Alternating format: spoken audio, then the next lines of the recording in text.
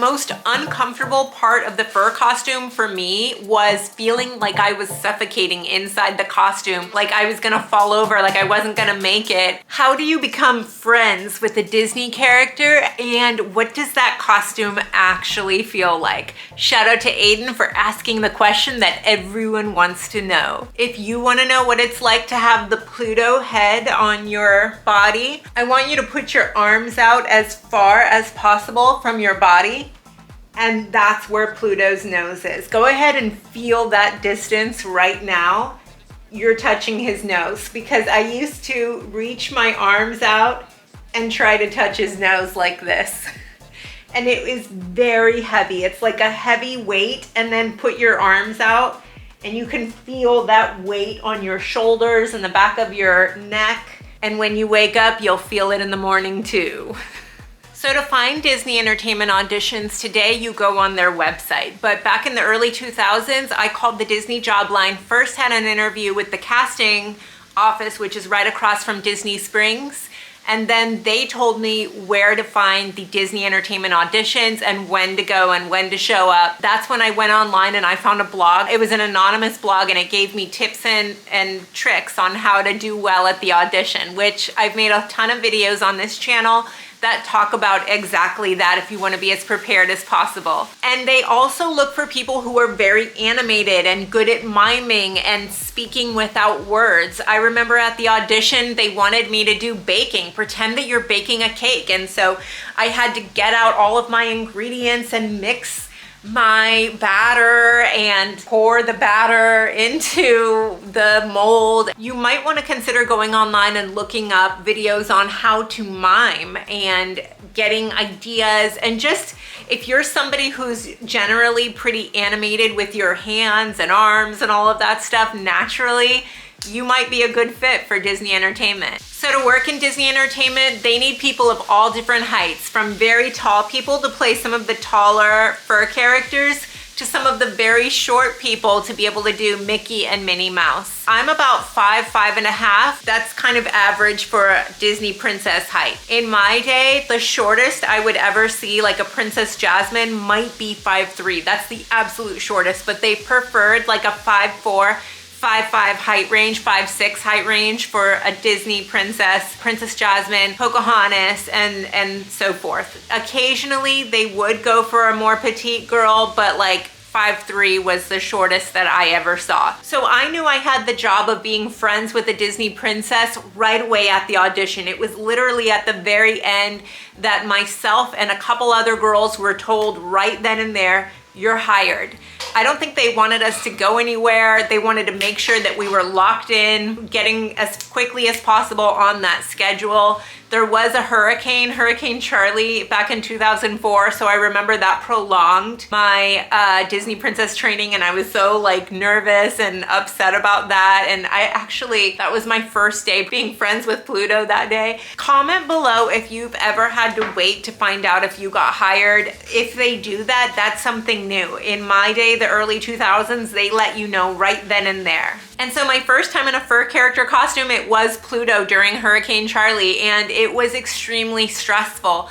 The character trainer that I had was angry at me once I had made it known, I'm gonna be a Disney princess. Like, if you are hired to be a face character role, keep that to yourself. Don't tell anybody. You will get daggers, or at least I did. That was my personal experience, and it makes it very difficult on you.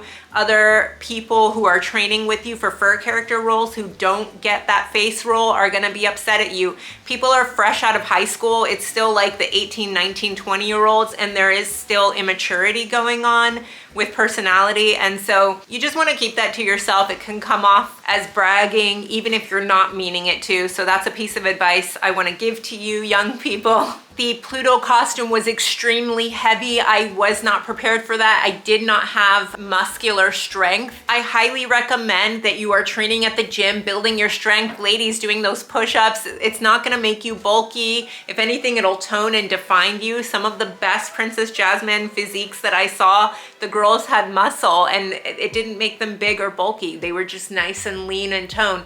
And it makes it so much easier when you are having to carry that fur costume when you have physical strength. Guys, same thing, but even more. The most uncomfortable part of the fur costume for me was feeling like I was suffocating inside the costume, like I was gonna fall over, like I wasn't gonna make it. And I struggled to animate in Pluto as much as I wanted to. It is bulky on the head. The ability to write and sign a book, I wasn't prepared. It was my first time. Now, as I practiced wearing the Pluto costume, yes, my signature got better. Although his signature is pretty simple anyway. I happen to love art, and so that writing his signature wasn't a struggle for me. I do have a video on the signatures if you want to find it in the description box below.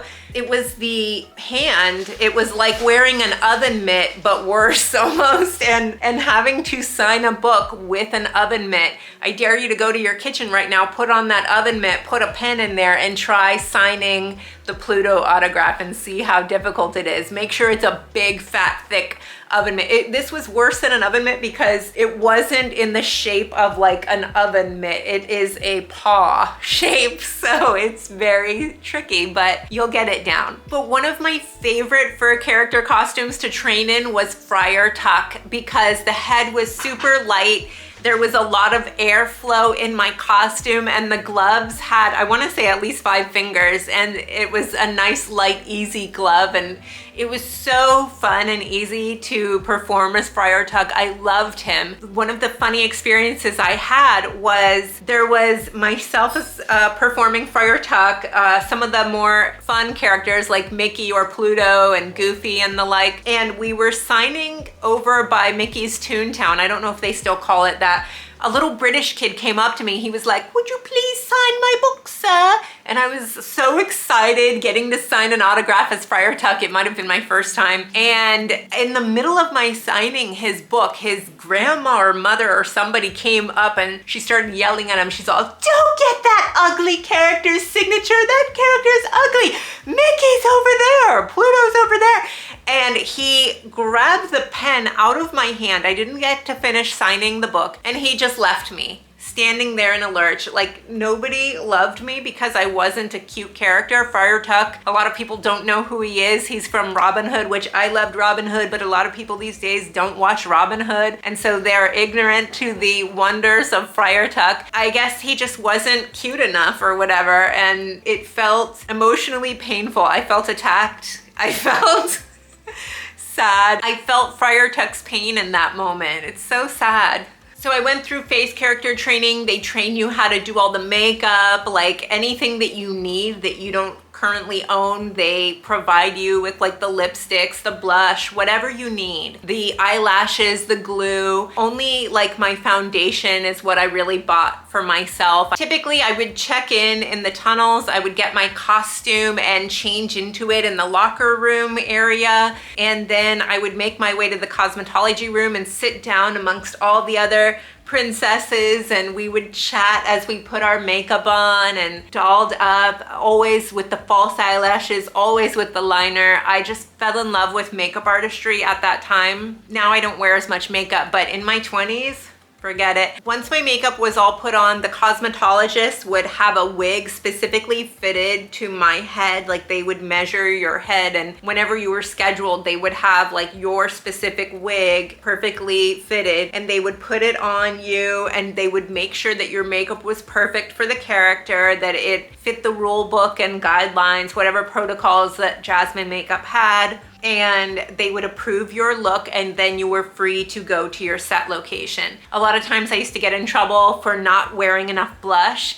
I felt like it was way too much blush, like you looked like a doll from the 1960s kind of thing. Some of the ladies were older. It's during the character training week where you really learn all of the little isms or sayings that your personal character uses. They gave me like at least 2 pages, same for Pocahontas, of different sayings, what to do when, or what to say when somebody asks this. They gave you just so many ideas as a starting point, and then you kind of get creative because you'll get some random questions that aren't on the list, and you need to be ready to have that Agrabah world in your head, or wherever you're from, wherever your character is from, Snow White, Aurora, Sleeping Beauty, Princess Tiana, you need to know the lore of your film. And so I used to love watching Disney films with my husband on the weekend, Pocahontas Part 1 and 2, so that I was well versed at the time. It was just a lot of fun. I would say a lot of us were Disney fans, some of us more than others. I would definitely say that being a fur character was a lot less glamorous. It was a sweaty job. I was constantly washing my face to make sure I didn't break out because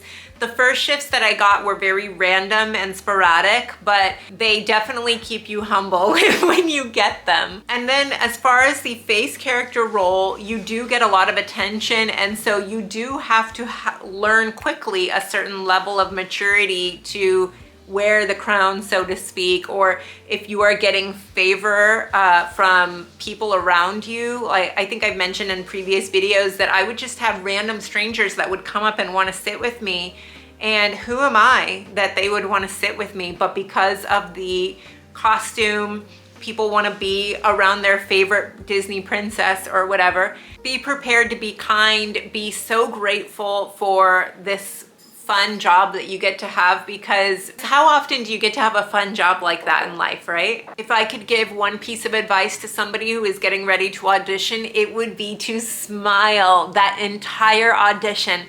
From the minute you get out of the car, that's where your audition starts. You smile so big and you come in with so much posture, because the princesses or face roles often have good posture. So do the fur characters. Come in strong, like you're somebody who can endure if you're not going for a face role. Like, show off your strength and your big boisterousness and keep that smile on your face that whole time that you're auditioning, because you're going to be doing that on the job. You don't have that emotion of anger. You don't have that bored look. That's gone. You are smiling all the time. And so the bigger and more bubbly, I don't care if you're getting judged by other people. Forget them. You are there to win it, right? And so you are smiling, you have the good posture, and you are animated, girl or guy, like you are animated. So go in big or go home. I'm just kidding, I'm just kidding. And if you are on the fence about auditioning, I would challenge you to go audition anyway, even if you get rejected. I have seen people get rejected, and then finally they get cast after so many castings. And I want to say you learn something about yourself when you get rejected. I have been rejected, I don't know how many times, from how many different auditions that I've done in my life, whether it's for commercials or short films or even like longer films and different things like that. That process of rejection teaches you something about yourself. And for me, one of the biggest lessons that I think getting rejected has taught me is that I am still valuable, even if they reject me. I have the final say over my worth, not other people. They don't get to dictate who I am. And it's okay if you don't get cast. There are so many things in life to be joyful and happy about.